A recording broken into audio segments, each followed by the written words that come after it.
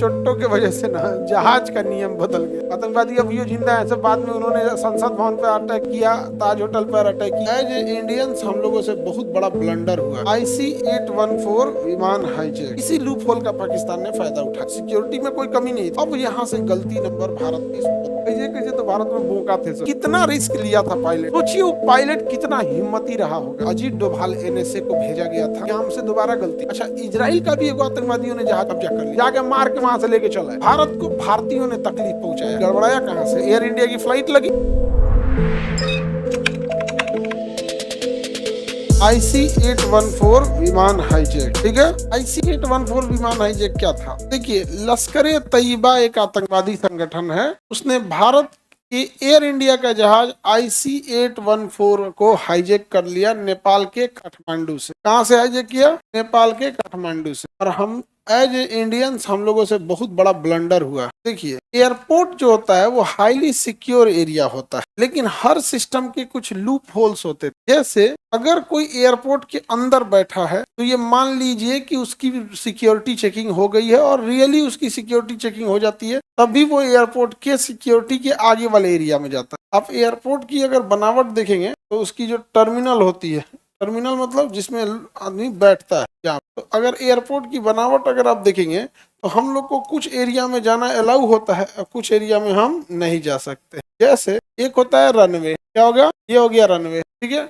यहाँ हम नहीं जा सकते, रनवे पे हम लोग नहीं जा सकते हैं। उसी रनवे से सटा हुआ होता है टैक्सी वे, जो रनवे से थोड़ा पतला होता है टैक्सी वे। क्या हो गया? ये टैक्सी वे। ये दोनों आपस में क्या होते हैं? अटैच होते हैं। दोनों आपस में क्या होते हैं? अटैच होते हैं। जहाजें उतरती किस पे है? किस पे उतरेंगी? रनवे पे उतरती है। बट उसे रनवे बहुत ही जल्दी खाली कर देना होता है, क्योंकि रनवे पे 1 सेकंड भी एक्स्ट्रा नहीं रुकना है। तो जहाजें कहाँ उतरेंगी? रनवे पे। यहाँ से उतरी रनवे पे, अब हटते आगे किस पे आ जाएंगी? टैक्सी वे पे। इसके बाद जो होता है वो चालू हो जाता है आपका एप्रेन। क्या हो गया? एप्रेन चालू हो जाता है। इस पे जहाजें खड़ी रहती है। इसी पे ले आगे आदमी को क्या करना होता है? जहाजों को खड़ा रखना होता है। एक इधर खड़ी हो जाएगी जहाज, ऐसे। जहाज किस पे खड़ी होती है? एप्रेन पे खड़ी हो, ठीक है। एप्रेन के सिंगल पॉइंट को हम बे बोलते हैं। क्या बोलते हैं? बे। बे तो बे नंबर का मतलब होता है एप्रेन। पूरे एप्रेन में अकेले आप नहीं ना खड़ा रहिएगा, अब पूरा एरिया क्या कहलाएगा? एप्रेन। एप्रेन कहलाता है। क्या कहलाता है? और एप्रेन का एक हिस्सा कहाँ खड़े रहेंगे? बे पे। और इसी एप्रेन से जुड़ा होता है टर्मिनल बिल्डिंग। क्या जुड़ा होगा? टर्मिनल बिल्डिंग जुड़ी होती है। ये हो गई आपकी टर्मिनल बिल्डिंग। टर्मिनल। अब टर्मिनल से ना कुछ डायरेक्ट गेट होते हैं, कुछ गेट डायरेक्ट होते हैं, जो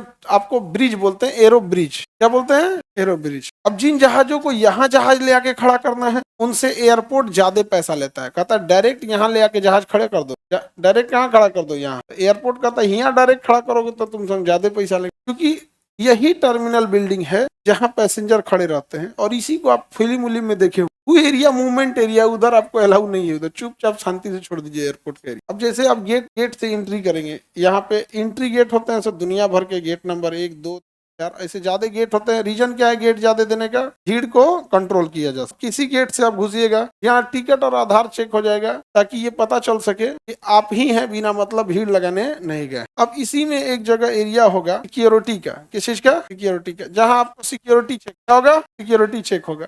सिक्योरिटी चेक करने के बाद वेटिंग एरिया में भेज दिया। किधर भेज दीजिएगा? Waiting area. तो जो वेटिंग एरिया में होता है उसको ये मान लिया जाता है कि इसका सिक्योरिटी चेक हो गया है, क्योंकि वेटिंग एरिया में विदाउट सिक्योरिटी चेक किए आपको कोई भेजेगा ही। इसका एक लेयर जो होता है, पहला लेयर क्या होता है? Security check. पहला लेयर क्या होता है? सिक्योरिटी। यहाँ गए, आधार वगैरह दिखाएं, उसके बाद क्या हो गया? सिक्योरिटी। उसके बाद आप इसमें टहलते रहिए, कोई मतलब नहीं, यहाँ आपको कुछ नहीं छोड़े। और ये सब बे है। कभी कभी क्या होता है डायरेक्ट जहाज में घुस जाते हैं, जैसे फाटक जोड़ देता है। नहीं तो अगर यहाँ जाना है आपको नीचे उतरना पड़ेगा, यहाँ से सीढ़ी होती है, फिर एक बस लगी रहेगी, बस ले आके यहीं उतार देगी। निकल निकल निकल निकल, चल चल चल चल, बैठ बैठ बैठ, एक सवारी बैठा दिया इसमें। फिर यहाँ से किस पे ले जाएगा? टैक्सी वे पे। टैक्सी वे से कहाँ ले जाएगा? रनवे। और रनवे पे से क्या कर देगा? उड़ा देगा। रनवे पे से उड़ा देगा, ठीक है। टैक्सी वे पे लाइन से खड़े रहते हैं सर, कैसे टेम्पो स्टैंड पे खड़ा रहते हैं सर, दो सवारी ऐसे दो सवारी चिल्लाता नहीं, कंट्रोल करता है। अब हुआ क्या कि बताइए, अगर कोई पैसेंजर सिक्योरिटी के ऊपर, सिक्योरिटी से बाहर यानी टर्मिनल बिल्डिंग पर वेट कर रहा है, तो इट मीन्स उसकी सिक्योरिटी चेक हो चुकी। जैसे कई बार क्या होता है कि आप किसी एयरपोर्ट पर उतरे और आपको वहां से दूसरी फ्लाइट, जैसे आपको यहाँ से जाना है बागडोगरा, सिलीगुड़ी जाना है, तो आप पटना से डायरेक्ट सिलीगुड़ी नहीं जा सकते, आपको कोलकाता जाना पड़ेगा। कोलकाता से दूसरी फ्लाइट ले, आपकी फ्लाइट उतरेगी रनवे पे, आएगी टैक्सी वे, उसके बाद एप्रेन, एप्रेन पे आपको उतारेगा, अगर बाहर रुके हैं तो बस में उतार के बैठाएगा, और डायरेक्ट एरो ब्रिज से जुड़े हैं तो इसमें ले आ देगा। इसमें ला देगा तो वहीं लिखा होगा ट्रांजिट एरिया, क्या लिखेगा, ट्रांजिट एरिया, मतलब अगर दूसरी फ्लाइट लेनी है तो इधर चले जाइए, तो अंदर ही रख देगा। और अगर बाहर निकल गए तो फिर सिक्योरिटी जांच कराए, क्या करेगा फिर। पहले ऐसा नहीं, पहले क्या हुआ, हालांकि देखिए सिक्योरिटी में कोई कमी नहीं थी, गड़बड़ाया कहाँ से, नेपाल से प्लेन कैसे हाईजैक हो गया, समझ, सिक्योरिटी में कोई कमी लग रही है क्या, जो ट्रांजिट कर रहा है उसकी सिक्योरिटी चेक करना जरूरी है। ऑब्वियस बात है कि वो कहीं से उतरा है और यहाँ आके बैठा है अंदर अंदर एरिया में, बाहर नहीं निकला है, तो इसका मतलब अंदर उसकी सिक्योरिटी क्या है, चेक हो चुकी है। इसी लूप होल का पाकिस्तान ने फायदा उठा लिया। उसे भारत से एक विमान हाईजैक करना था काठमांडू के त्रिभुवन एयरपोर्ट से, तो कोई भी विमान हो सकता है, कोई जहाज हाईजैक करना था, बस इंडिया कराना चाहिए था, एयर इंडिया। उसने क्या किया, अपने कुछ आतंकवादियों को हथियार, ग्रेनेड, ग्रेनेड मतलब बम, हथगोला और हथियार दे दिया लाहौर से। कहाँ से दिया, लाहौर, और लाहौर से बैठा दिया उसी के सुरक्षा एजेंसी, पाकिस्तान के ही पुलिस वाले आतंकवादियों को हथियार दिए, हथगोला दिए, और एयरपोर्ट पे अपने जहाज पे ले जाकर बैठा दिए। अब तो उन्हें कोई जांच कर ही नहीं सकता है जब पुलिस ही ले आ रही है तो, लेकिन वो बहरे हुए हैं। अब वो वहां से फ्लाइट लेके कहाँ आते हैं, काठमांडू में। कहाँ आते हैं, काठमांडू में। और काठमांडू जब वो उतरते हैं तो ट्रांजिट एरिया में बैठ जाते हैं। काठमांडू उतरने के बाद खाली करके किसमें बैठ जाते हैं, ट्रांजिट एरिया में बैठ जाते। अब पहले रूल था कि ट्रांजिट एरिया में बैठा इंसान किसी न किसी फ्लाइट लेके ही आया, वहां चेकिंग हुई होगी, लेकिन ससुराई तो रहा पाकिस्तान, वो भेज दिया हथियार लेके, बैठा था ट्रांजिट एरिया में। और यहाँ उसका एक दूसरा इंसान बैठा था जो एयर इंडिया का टिकट लेके इन लोग को देती, पहले से सेटिंग था कि कौन सी फ्लाइट कब आएगी, और एयर इंडिया IC 814 का टिकट इन लोग को। अब उनकी चेकिंग होगी नहीं, अब एयर इंडिया की फ्लाइट लगी, इनकी कोई चेकिंग नहीं, गए एयर इंडिया की फ्लाइट में बैठे, एयर इंडिया की फ्लाइट टैक्सी वे पे गई, टैक्सी वे से रनवे पे गई, उड़ गई, रनवे पे गई, उसके बाद क्या हो गई, उड़ गई। अब वो काठमांडू से दिल्ली आ रही थी, काठमांडू से दिल्ली आ रही थी, और वो 1999 दिसंबर 1999 ये दिसंबर बड़ा खास, दिसंबर का महीना जैसे अभी होता है तो लोग क्रिसमस की छुट्टियां मनाने जाते हैं, और एक साल खत्म होता है और नए साल की इंतजार करते, तो हर साल एक साल खत्म होता है तो लोग खुशियां मनाते। लेकिन 1999 का दिसंबर स्पेशल था, उस साल तो खत्म हो ही रहा था, एक सदी भी खत्म हो रही, 20वीं सदी का वो अंतिम साल था। 20वीं सदी यानी 100 साल को एक सदी बोलते हैं। तो देखिए 1901, 1902, 1947, 1957, 1980, 1999, तो वो एक सदी का अंत। तो लोग खुशियां मनाने, छुट्टी मनाने गए। और नेपाल चूंकि पहाड़ी एरिया है तो पर्यटन वैसे भी ज्यादा है, तो विमान को क्या कर लिया, हाईजैक कर लिया। तो ये है आपका कौन सा जगह, काठमांडू। यहाँ से विमान जैसे उड़ी दिल्ली के लिए, अब उसमें क्या हुआ, पहले जहाज के जो कॉकपिट थे तो उसके दरवाजे नॉर्मल होते थे, अभी जहाज के पायलट का कॉकपिट नहीं खुले, अब इतना मजबूत बनाया जाता खुलेगा ही। उस समय खोल के घुस गया सब, अब पायलट के खोपड़िया पे लगा दिया सब बंदूक, एक दूसर के पे लगा दिया, तू अंदर घुस गया सब, दो चार को था सब बाहर खड़ा हो गया सब, कोई बोले धुन देंगे यहाँ पे। अब तो वहाँ पे सब जना शांत, कोई कुछ नहीं बोल पा रहा है। और जहाज में आप कुछ लड़ियो नहीं पाएंगे, जगह बहुत कंजस्टेड होता है, निकलने का तो जगह नहीं होता है। आप इमरजेंसी में सोचे फटाक से निकल जाए तो इतना भी जगह नहीं होता है। और नॉर्मल इंसान का हिम्मत थोड़ी तो मार देगा सब। दहशत फैलाने के लिए एक पायलट को मार के मुंडिया फोड़ दिया, सब बंदूक के हैंडल से मार के फोड़ दिया, ब्लड आने लगा और बेचारा तबीयत खराब होने लगा, कराएगी उसकी तबीयत खराब हो गया, अभी तो मरने वाला है, तबीयतें खराब हुई है। पायलट डर गया। जो पैसेंजर एरिया था जहाँ पे लोग बैठे थे, वहाँ एक नया शादी हुआ पर रिपन कतियाल, और वो अपनी पत्नी के साथ छुट्टी मनाने गए थे, और वहां पर उनकी पत्नी के सामने ही गोली मार, चाकू मार, रिपन कतियाल को चाकू मार, और वहीं छोड़ दिया केबिन में ही, मतलब जहाँ सारे पैसेंजर बैठे रहते, ताकि सारे लोग में दहशत फैल। अब यहाँ से गलती नंबर भारत की, कैसे तो भारत में बोका थे सब, उस सबका जो फ्यूल भरा जाता है वो जरूरत से ज्यादा फ्यूल नहीं भरा जाता है। विमान में ज्यादा फ्यूल भरी जाएगा, विमान भारी हो जाएगा, बिना मतलब माइलेज कम देगा, फ्यूल ज्यादा बर्न करेगा। तो जहां आपको जाना होता है उतने दूर का ट्रिप फ्यूल देता है। इसके अलावा इमरजेंसी, कंटीजेंसी एंड वेदर को लेके फ्यूल देता है, कि मतलब बाई दी आप जहां जा रहे हैं वहीं तक का फ्यूल देगा, लेकिन इमरजेंसी के लिए फ्यूल देगा कि वहां के पास का और कौन सा एयरपोर्ट है, या अगर मौसम खराब हुआ या फिर वहां 2-3 राउंड चक्कर मारना हुआ तो कुछ एक्स्ट्रा फ्यूल भर देता है। तो इमरजेंसी एंड कंटीजेंसी फ्यूल होता है। अब यहाँ पे कनपट्टी पे लगा दिया, कहा कि लाहौर चलो। कहाँ चलो, कहा कि लाहौर तक तो नहीं जा सकते, उतना फ्यूल ही नहीं है। इतना तो पायलट समझाने में कामयाब रहा कि भाई आप लोग आतंकवादी हो, लेकिन इतना तो पढ़े होगे कि भैया फ्यूल कितना देंगे, इतना क्षमता ही नहीं है टैंक का। तो कहाँ तक जा सकते हो, दिल्ली नहीं जाने देंगे, क्योंकि दिल्ली में सिक्योरिटी ज्यादा रहती है, दिल्ली नहीं जाने, कहाँ तक जा सकते हो। कहा कि हम कोशिश करेंगे कहाँ तक जाएंगे, लेकिन अमृतसर से आगे नहीं जा सकते हैं। कहा कि चल अमृतसर ले चल। तो जहाज कहाँ गई? अमृतसर। ऐसा तो ऐसा थे सब ना भारत में, वो पायलट के खोपड़िया पे बंदूक रखा कि बोल फ्यूल भरे, बोल फ्यूल भरे, जबकि उसमें फ्यूल था। पायलट झूठ बोला था कि हम नहीं जा सकते, एक्चुअल उसी फ्यूल से वो लाहौर उतरा। क्या होता था? लाहौर उतरा और फ्यूल था, पायलट झूठ बोला था। सोचिए एयर इंडिया का पायलट कितना समझदार था। तू देख रहा है एक इंसान की मौत हो चुकी है रिपन कतियाल की, पायलट दूसरा बेहोश हो चुका है और इस पायलट के ऊपर बंदूक लगी हुई है, बावजूद बोल रहा है कि IC-814 no fuel, please refuel the plane. बार बार बोल रहा है प्लीज रिफ्यूल द प्लेन। और वो पायलट 2 घंटे तक उतार दिया। कहां पर? अमृतसर। 2 घंटा उतार, 2 घंटा रोक दिया था। सोचिए वो पायलट कितना हिम्मती रहा होगा।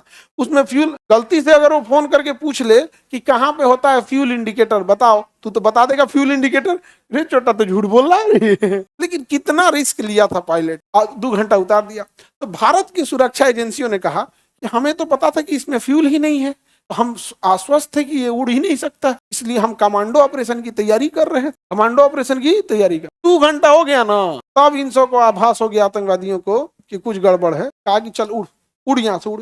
कहा सब फ्यूल नहीं है। कहा फ्यूल नहीं है उससे क्या मतलब, उड़। कहा नहीं उड़ सकते हैं। तो दूसरा पायलट को मार के बेचारा को और पूरा खून खून कर दिया, तो मजबूरी में उड़ाना पड़ा कनपट्टी पे बंद। तो सुरक्षा एजेंसी देखते रहे, दा उड़ गया, जा जा उड़ गया। बताइए, एक स्नाइपर की गोली चाहिए होती है, धन दे मार दिए, टायर फट गया, उड़वे नहीं करे। एक गोली में टायर फट जाता है, उड़ेगा ही नहीं। क्या जाता है यहाँ? ये तो हो गया सब हम लोग का वो व्यवस्था। जो फ्यूल सप्लाई करने वाले आते हैं जहाज में, अगर आप ध्यान से देखेंगे फ्यूल सप्लाई करने वाले को, तो इसमें जब वो फ्यूल सप्लाई करने आ रहे थे जहाज में, तो जहाज में नीचे हॉज पाइप होता है जहां से हम उसमें एयर AC वेंट भी दे सकते हैं नीचे में। आज भी जब जहाज खड़ी रहती है तो उसके पीछे एक जनरेटर रहता है जिसे APU कहते हैं। क्या कहते हैं? APU, auxiliary power unit. ये जनरेटर होता है। जब जहाज जमीन पे खड़ी होती है ना, तो क्या जहाज के अंदर भी लाइट चलता है, AC चल रही होती है, साउंड सिस्टम चल रहा होता है, लाइट जल रही होती है, तो क्या जहाज अपने इंजन से चलाएगा उसको? जहाज में यहाँ इंजन होता है, इस दूसरा इंजन में ढेर तेल पीता है, फूंक देगा। इंजन बिजली देने के लिए थोड़े बना है, इंजन बना किस लिए है? जहाज उड़ाने के लिए। उड़ता है तो उसी से बिजलियां बना लिया जाता है, समझा गया? जैसे मोटरसाइकिल जब आप चलाते हैं ना, तो उसमें भी एक आर्मेचर होता है, पढ़ाए हैं, तो क्या बिजली बनाने के लिए? वो तो जब चलता है तो उसी का यूज कर लेता है। तो जहाज जब रुकी रहती है तो बिजली किससे लेती है? इंजन से या APU से? APU से इंजन लेती है। तो क्या होता है ना कि जहाज इसी APU का यूज करके, इसी APU का क्या करके यूज करके AC चलाता है। अभी एयरपोर्ट पे मना कर दिया गया है कि भाई तुम लोग APU का यूज करके AC मत चलाओ। सब जनरेटर चालू कर देता है, 300-400 जहाज का बड़का बड़का जनरेटर चालू कर देता है। एक ही एरिया में इतना प्रदूषण होता है। तो एयरपोर्ट वाले क्या करते हैं, उनका अपना एक गाड़ी होता है जो बिजली भी देता है और AC भी देता है, उतना प्रदूषण नहीं करता है, समझा गया? तो वही गाड़ी ले आके यहाँ खड़ा कर देते हैं, पावर यूनिट बोलते हैं सर, ठीक है।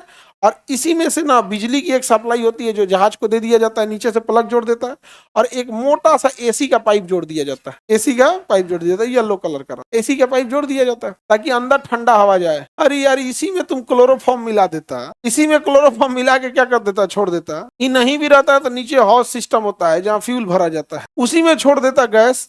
अभी भी छोड़ा जाता है उसमें गैस, सैनिटाइजर होता है। आज भी अब जहाज में बैठिएगा तो शुरू में थोड़ा धुआं धुआं दिखेगा, यहाँ पे उस सैनिटाइजर होता है, एंटीबायोटिक्स चीजें होती है, उसमें छोड़ देता। क्लोरोफॉर्म मिला के, ईथर मिला के, कुछ भी मिला के छोड़ देता, पूरा जहाज में भर जाता। कॉकपिट से लेके चारों ओर वही भर जाता। नहीं समझ में गया? नहीं भर जाता जी, फ्यूल भरने वाले से लेके भर जाता। तो जहाज में जो हमारा कैप्टन था वो भी बेहोश, फ्लाइंग अफसर वो भी बेहोश, पब्लिक वो भी बेहोश, आई जन चाचा है हाँ ये भी बेहोश, सब जना बेहोश, काम खत्म। पता कैसे चलेगा बेहोश हुआ है कि नहीं? ATC बात कर रहा था पायलट से, IC-814 रिप्लाई योर मैसेज। हाँ बेहोश हो गए, धंधे गिर जाएगा, बेहोश हो गए, जा गिर गया। अब उसके बाद कमांडो आए, सबको लेके जाए। जिसका टिकट नहीं है भाई, जिसके पास हथियार है सबका हथियार साइड करे, समझा गया? दिसंबर का महीना था, वैसे भी दिल्ली में ठंड पड़ती है। हमारे जैसे आदमी रहे, मारे नहीं, बस नहवा दे, रात में उघारे छोड़ दे, नहवा के उघारे छोड़ दे। फिर जब भी कुछ हो ठंडा पानी फेंक दे यहाँ पे। तब अब कहाँ से? लाहौर से चाय पियो, चाय। जब देखे एकदम थरथरा के होंठ नीला हो गया, फिर इसको हीटर चला तो बोरसी चला सेक सेक, एक को तमाचा न मारो। ठंडा ज्योग्राफी, यूज द ज्योग्राफी, है ना, क्लाइमेट। फिर तन सा सेक ओक दे एकदम, तो एकदम बढ़िया से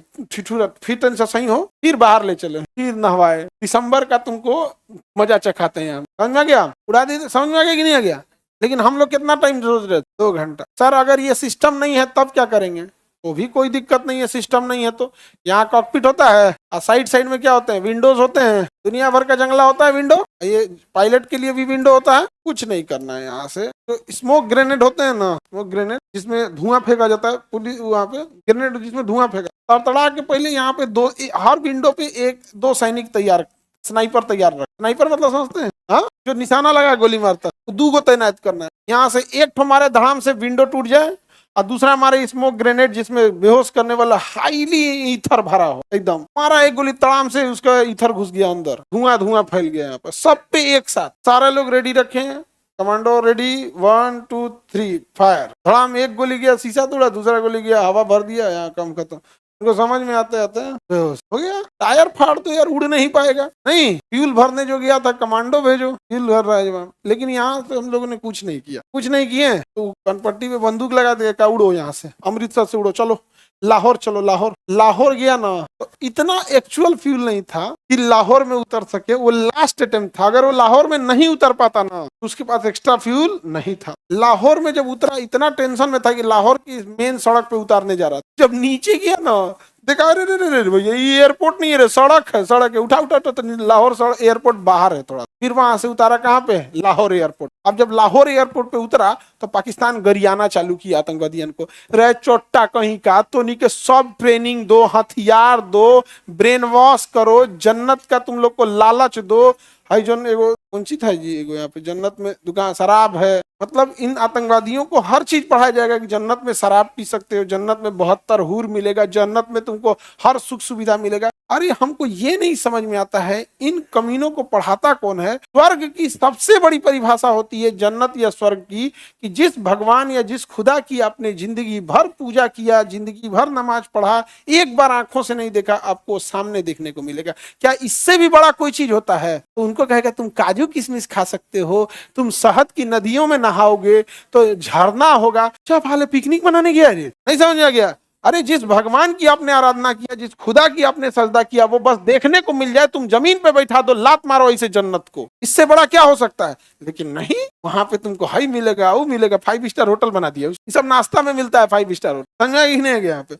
लेकिन बेचारा आतंकवादी जब कभी 5 स्टार होटल गया नहीं, सब गया तो बम फोड़ के चला गया। जितना उसको समझाया गया सुविधाओं के बारे में, 5 स्टार होटल में इजीली अवेलेबल होता है, नहीं समझे, सब चीज एकदम, लेकिन ले जाके तोड़ दिया। अब पाकिस्तान गरियाना चालू किया कि रे चोट्टा तुम लाहौर काहे लेके चला है, तो बताएगी साहब ऐसा ऐसा मैटर था, हम कौन सी करते हैं यहाँ पे, ये 2 घंटा से फ्यूल भरवाने के लिए रुकल था, तो कैसे हूँ हम इंडिया का बॉर्डर छोड़ के आए।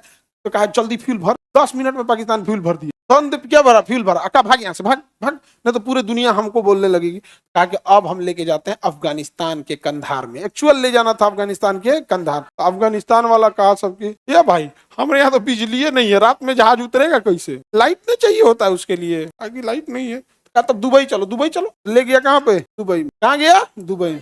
तब भारत सरकार कह रही है दुबई सरकार को, इट्स माय रिक्वेस्ट, प्लीज हमें कमांडो कार्रवाई करने का मौका दिया जाए। तो दुबई कह रहा है कि जब 2 घंटा अमृतसर में था तो कौन सी कर रहे थे 2 घंटे जब अमृतसर में था, यहाँ कमांडो कार्रवाई करने दे, हमारे एयरपोर्ट पे कमांडो कार्रवाई करने देंगे। कितना बम रखा है, कितना बारूद रखा है पता नहीं, फटेगा, अगल बगल के 3-4 गोरो जहाज फोड़ देगा, और डिस्टर्ब होगा दुबई एयरपोर्ट। नहीं, मैंने आप बवाल कीजिए, यहाँ पे फ्यूल भरने के लिए हम नहीं करने देंगे कमांडो कार्रवाई, हमारे यहाँ रुका है, ठीक है, हम बस यही कह सकते हैं कि इसमें खाना पीना भरवा सकते हैं क्योंकि खाना खत्म हो गया। और जो टॉयलेट होता है जहाजों में, वो टैंक होता है, तो वो खाली करना होता है। तो कहा कि हम टैंक खाली करा देंगे, ताकि टॉयलेट वॉशरूम में दिक्कत ना हो, पानी भरवा देंगे, खाना भरवा देंगे, जो बीमार है उनके लिए दवा दे देंगे।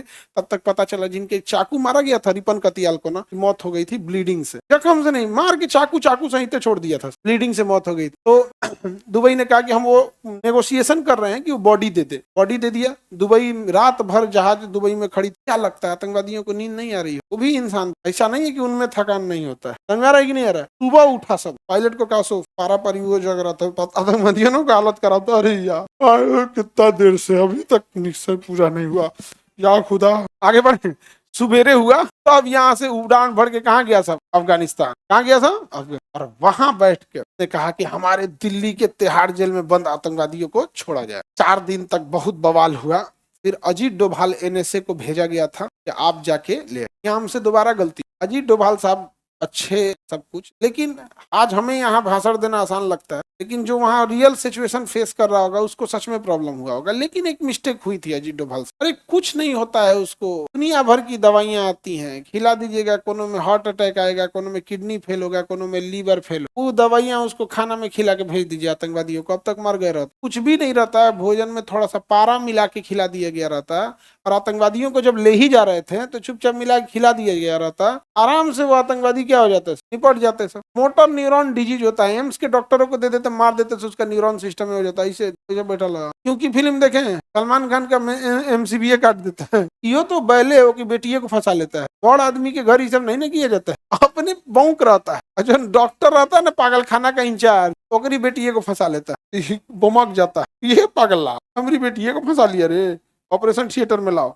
ऑपरेशन थिएटर में रहता है ना, कौन कौन नसवे काट देता है, एमसीबीए गिर जाता है, वो चुपचाप बैठा रहता है। अब उसकी जिंदगी भर वैसे ही बैठा रहेगा, वो ठीक नहीं हो सकता। ठीक है, एक मित्र रहता है कि बड़ा भाई रहता है, वो तकिया से मुंह दाब के मार देता है, कहता है इससे अच्छा मर जाओ, अब जब तुम जिंदगी भर ऐसे बैठे रहो। बेटिया देख लेती है ये बीमारी हो गया इसलिए मार दिया, उसको भी वो बीमारियां ऑटोमेटिक हो जाती है, शॉर्ट ब्रेन मार देता है, समझा गया।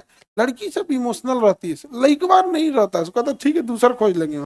ऐसा बात नहीं है, तो ऐसा लग रहा है हम लड़कन को जन्मे नहीं करते हैं। आगे बढ़े, यहाँ पे हम लोग आतंकवादियों को सीधे दे देना चाहिए था, ये कुछ खिला पिला के भेजना चाहिए। हाँ, क्या पिला के भेजना चाहिए, दो जगह गलती हुआ। आगे बढ़े बाबू, बहुत से ऐसे जहर आते हैं जो आज खाएंगे तो 2 साल बाद मरेंगे। आतंकवादी अब ये जिंदा है, सब बाद में उन्होंने संसद भवन पर अटैक किया, ताज होटल पर अटैक किया, दुनिया भर का अटैक किया। तो एक पहली गलती कहाँ हुई थी हम लोग से, अमृतसर। जिन्हें कौन बौका का मान लिया कि हाँ इसमें फ्यूल नहीं है, तो पहली गलती अमृतसर, और दूसरी गलती बिना दवाई खिलाए आतंकवादियों को छोड़ दिया गया। समझ गया कि नहीं आ गया। दूसरा तीसरी गलती, अब जब आतंकवादियों को छोड़ा ही गया था अफगानिस्तान में, उस समय 4 को हम लोग कर देते, 2-4 को मिसाइल मार के, जो क्या करेगा, पूरी दुनिया साथ देती है, हमारी पूरी दुनिया साथ देती है। इजराइल ऐसे मौके खोजता है। इजराइल एक ऐसा देश है जो कहता है कि तू हमला करता नहीं था मेरे ऊपर, तू हमला कर, हमला करेंगे ना, और उसके बंधकों को इजराइल के 1000 से ज्यादा बंधकों को गाजा ने बंदी बनाया, 2 साल तक बनाया। इजराइल एक को छोड़ा आगे, ना ना ना हम 2000 को मानिए लेते हैं,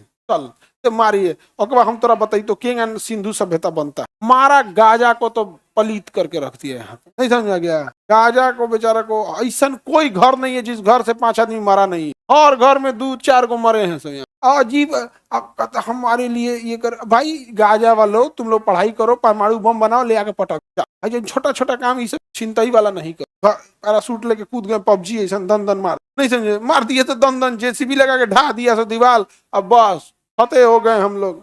और के बाद जब वो मारेगा तब, हाँ वो मारेगा तब, जब मधुमक्खी से डंक से डर लगता है तो छत्ता में हाथ डालने की जरूरत, तो कटबे करेगी, अब काटेगी नहीं काटेगी। अब उसके बाद से अब आप दुआ मांगेंगे, आप सोचेंगे कि पूरी दुनिया हमारी मदद करे, और जुल्म हो रहा है आपके ऊपर। भाई ये क्या बात है, आपको अगर इजराइल से लड़ना है, कौन मना किया, कोई मना किया है, कोई नहीं मना किया है। पढ़ाई करो, हवाई जहाज बनाओ, उसमें हवाई जहाज में मिसाइल लागो, मिसाइल के अंदर परमाणु बम ला दो, तो ज्यादा पढ़ना है अभी उनसे। पहला तो हवाई जहाज बनाने के लिए पढ़ना है, फिर मिसाइल बनाने के लिए पढ़ना है, फिर उसके अंदर परमाणु बम लादने के लिए पढ़ना है, फिर रडार लगाना है, फिर एयरपोर्ट बनाना है। इनके पास ना एयरपोर्ट है, ना बंदरगाह है, न एक को फैक्ट्री है, न एक को यूनिवर्सिटी है, लेकिन मार के इजराइल को खत्म, हंसना हो गया, पलित कर दिया इजराइल, तबाह तबाह हो गया। इजराइल ऐसा मौका खोजता है, कहता अल्लाह हमरा। अच्छा, इजराइल का भी एगो आतंकवादियों ने जहाज के कब्जा कर लिया था।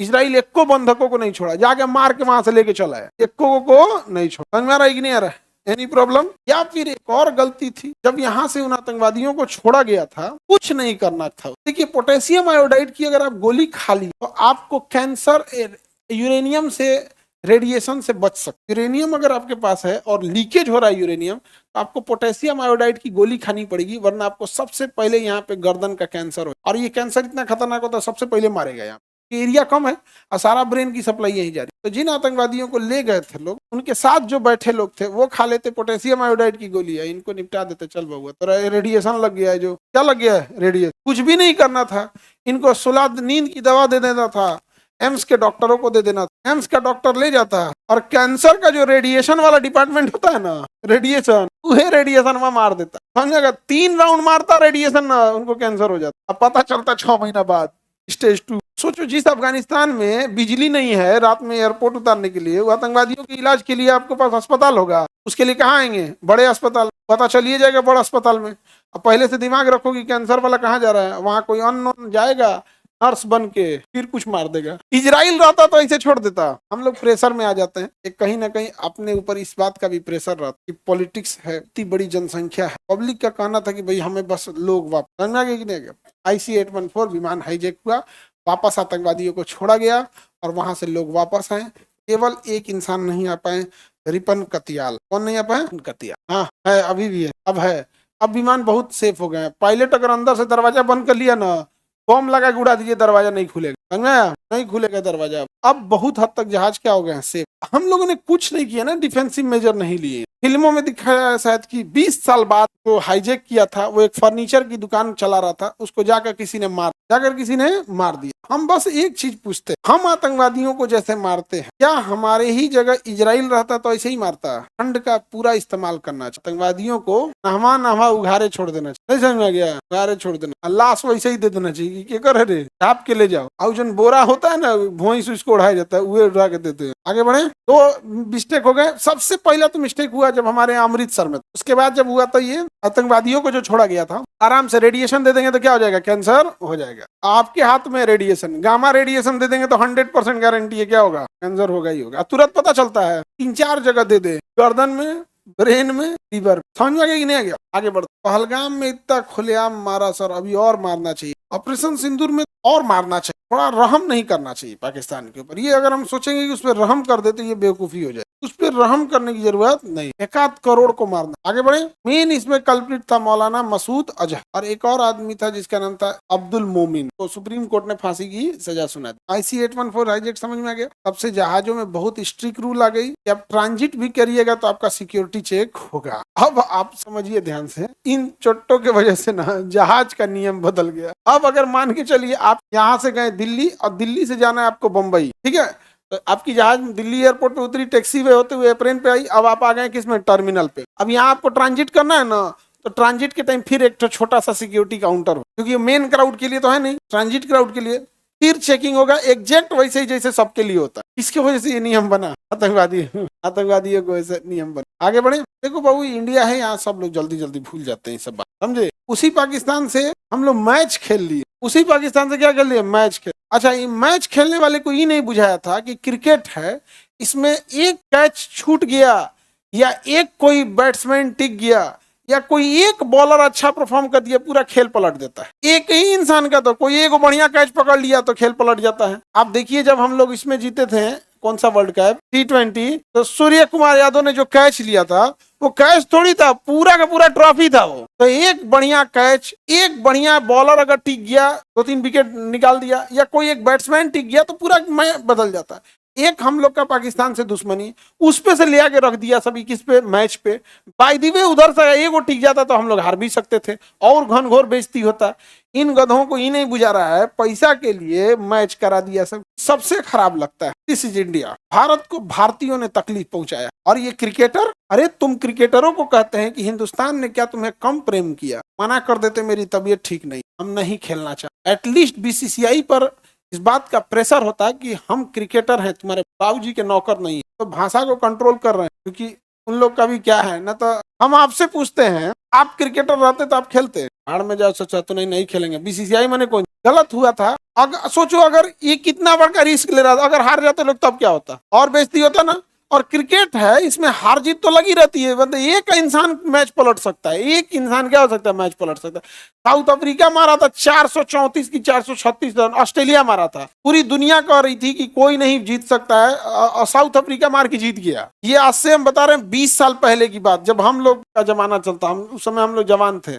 436 या 437 रन ऑस्ट्रेलिया मारा था, और साउथ अफ्रीका ने उसको मार के चेस करके जीत गया। क्रिकेट खिलवा रहा है। तो IC-814 हाईजैक समझ में आ गया? किस कोचिंग के आतंकवादी थे सब? जैसे मोहम्मद और लश्कर-ए-तैयबा, इस सब वहां का कोचिंग है। समझ में आ गया कि नहीं गया? सबका अलग अलग सिलेबस है। आतंकवाद, हाँ, आतंकवादी की कोचिंग है। सबसे बड़ा कोचिंग का मंडी मुजफ्फराबाद में, समझे? उस कोचिंग में एडमिशन कैसे मिलता है? आगे बढ़ते हैं। अच्छा, अब अफजल गुरु वगैरह आतंकवादी हमला कर दिया था, उसके बाद ही तो पढ़ा दिए हम आपको IC-814 हाईजैक। कोई दिक्कत?